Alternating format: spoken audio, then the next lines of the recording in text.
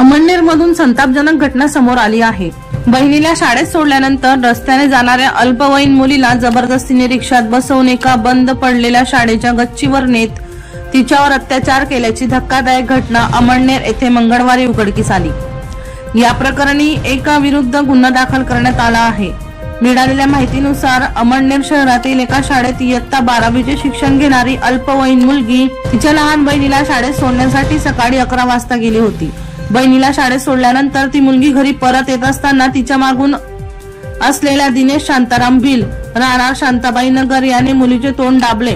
त्यानंतर समोरून येणाऱ्या रिक्षाला थांबवून त्याने आम्हाला पिंपळे रोडवरील ITI ला सोड असे सांगितल्याने रिक्षावाल्याने सोडल्यावर संशयित दिनेशने त्या मुलीला बळजबरीने त्या ठिकाणावरील बंद शाळेच्या जिन्यावरून गच्चीवर नेत त्या ठिकाणी त्या मुलीवर अत्याचार केला।